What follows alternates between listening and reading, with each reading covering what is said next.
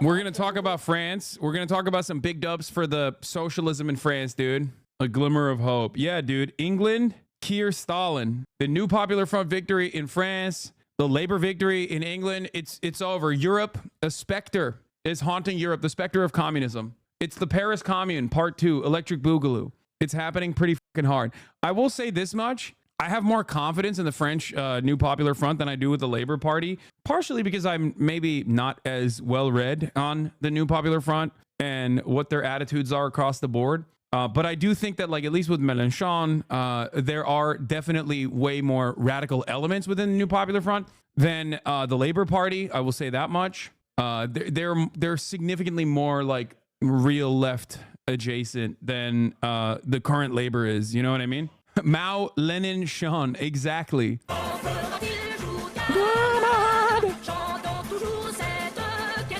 la socialisme! Vive la France! Ultra rare French W. Ladies and gentlemen, France's left-wing New Popular Front is currently leading in the exit polls. A lot of the Frenchies that I've been hitting up have been very, very excited. They were legitimately fucking terrified of Le Pen. I'll be honest, I did not think. I do have to give flowers to the motherfucking Republicans here, okay? Respect to Macron, okay, for pulling this shit off, and then even caving and capitulating and saying, no, we have to collaborate with the left. Legitimately, this is a very unexpected French W, okay? Let me explain something to you guys. Very, very unexpected French W. It partially happened as a consequence of the left actually getting together and not thrashing one another in the lead up and creating the New Popular Front. If they had not done that, if they literally did it like they did last time, where all of the Greens, the Socialists, Communists, every other party was like anti-Mélenchon, if the French left had not gotten together and got their shit in order, it would have been a massive far-right W. It would have been a far-right victory. They got together, they showed unity, and they forced, because of Macron's overwhelming unpopularity, they forced the Republicans to basically bow down to the New Popular Front. And I will say, I don't think the Democratic Party would have ever done a similar thing in the United States of America if there was an actual social democrat that won the Democratic primary somehow. This is massive. This is genuinely a massive sea change. Macron was telling his candidates to stay in the race to give seats to the far right. Wait, really? No, I thought that, like, in case you missed it, a Macronist candidate said today that he was dropping out to block the far right in spite of getting a personal request by Macron not to do so. That's actually kind of surprising, because I don't believe this, because overall, I'm pretty sure Macron and many of the party leadership literally said, like, no, we are going to collaborate. And whoever has the best chance of winning, you have to vote for them. In districts, yeah, this is basically what happened.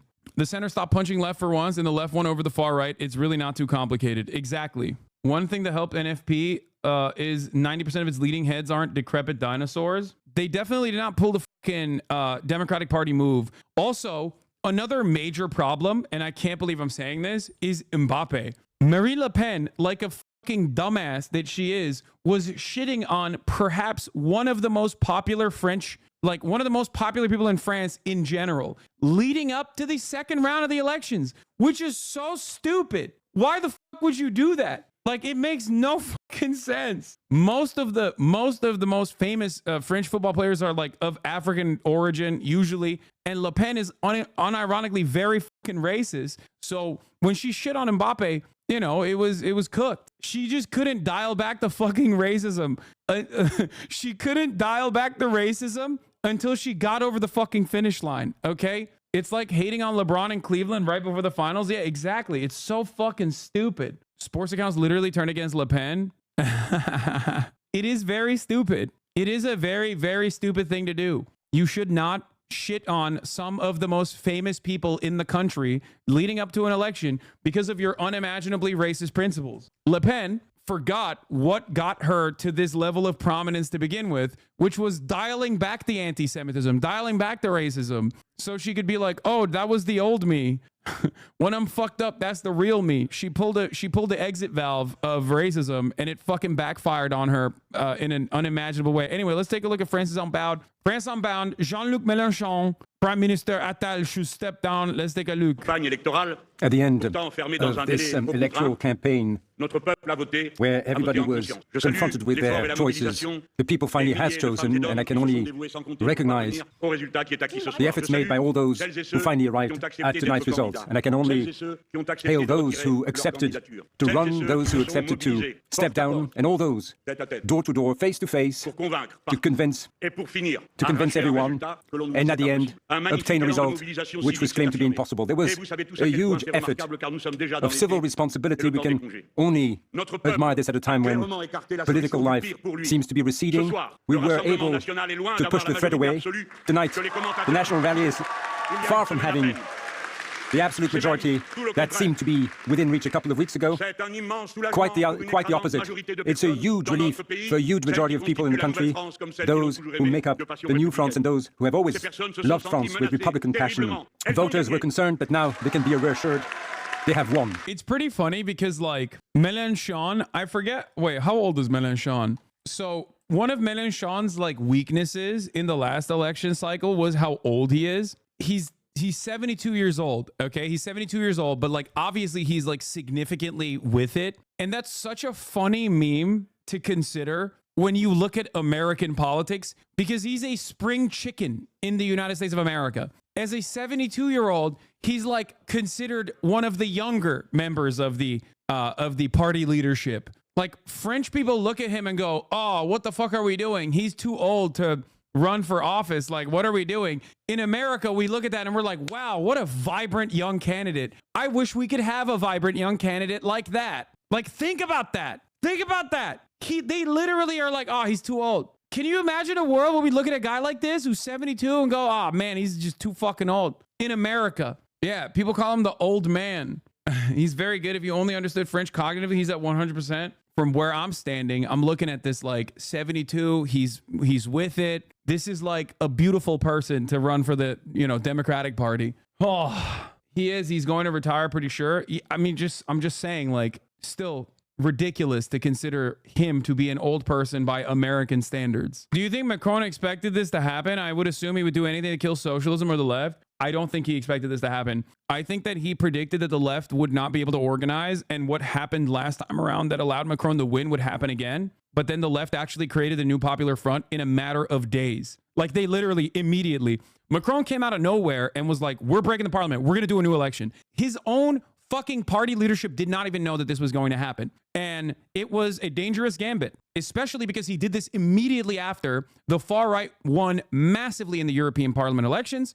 So for him to do this in the eve of, like, the nationalist momentum that was occurring in the country got everyone to go, whoa, what the fuck's going on? And I think I guess the best assessment of the situation is that Macron did this specifically because he wanted to, like, at least own the first 2 years. I believe he had 2 more years of the potential, like, nationalist parliament. So he could, like, in his mind, he could potentially control 3 years. Sorry. Thank you. He could control the, like, next 3 years of, like, a nationalist parliament, but at least he could, like, dial it back in his own assessment, because he probably thought, yes, my party is actually very unpopular right now. And yes, the far right nationalists are going to most likely win, but at least I can, like, control it a little bit and rein it in a little bit. But what ended up happening was that the new Popular Front got their shit together and created a coalition instantly. And when that happened, they got second place. The Nationalist Party got first place in the first round of the elections. And the Popular Front, comprised of a bunch of leftist French parties that previously were famously infighting all the time, got second place. And Macron's party actually lost a lot of momentum and barely got third place, like with 20% of the vote or something. Because of that, they had to, even if it was just a safe face, they had to get together and say, oh, in order to defeat the far right, we have to only put up candidates that are slated to win in the second round. So what ends up happening in that situation is, like, if you have an area where, like, a new Popular Front candidate is going to defeat the nationalist candidate, you pull your candidate out. If you have a area where the Republican candidate is going to win over the Popular Front candidate is going to win, then you pull out the Popular Front candidate. So that's, you know, that's basically what happened. Yeah, there was 210 candidates from the left and center, which pulled out in the second round. It was absolutely massive and unprecedented. Yeah, they made sure not to split the vote against the far right, which was great. Exit polls 90 minutes ago show, surprise, left first, Macron is second, RN third. Since then, results in from many districts, they're confirming that big picture and show why. Stronger than expected transfers from left voters to Macronists and vice versa to block RN. My thoughts are too complex for journalists, says Emmanuel Macron. Nobody knows what he was thinking, dude. Nobody can make sense of this man's brilliance, okay? Emmanuel Macron apology form. Nah, NFP did all the fucking work. Fraud Cron got saved by the left is true. You think he didn't bet on this? Please don't disrespect the greatest statesman of the 21st century. Are you fucking kidding me? I think Macron was about to kill himself and have the left win, dude. There's no shot. Like, I don't think he's a secret Marxist-Leninist or some shit. I think people are ridiculous. the greatest statesman of 21st century. In all seriousness, I genuinely think his initial thinking when he called the election was Le Pen will win the election, her governance will be bad, which will damage her for 2027, which is so callous and sociopathic. Yeah, he's Marx-Cron. Marxism, Macronism. He's a real one. Macron is quiet quitting. His party spokesperson already said Mélenchon and France Unbowed cannot be left to govern France, but that their party is ready to work with the Republican parties. First of all, it's just going to be a liberal coalition. If they want to fucking... In order to get shit done, they're going to have to, you know, the new Popular Front is going to have to work with the liberals here, the Republicans. But it doesn't matter.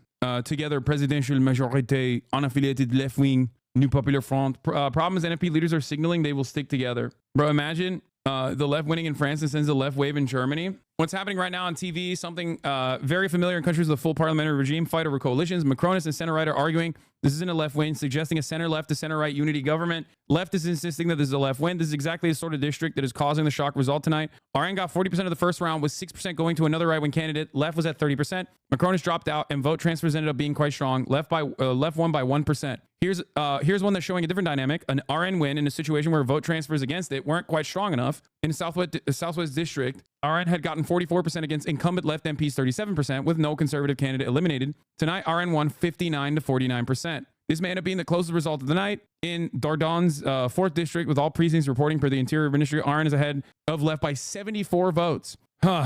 Marine Le Pen's sister lost their bid to join the parliament. Her left opponent won by 0.5%. See below for context. Macronists, who came in third, initially said she wouldn't drop out, but then changed her mind, ended up blocking Le Pen. By the way, I will say, I mean, this is still a pretty big fucking surge for far-right parties. That is another scary reality here, just like with reform in the UK. You know, so it's not exactly just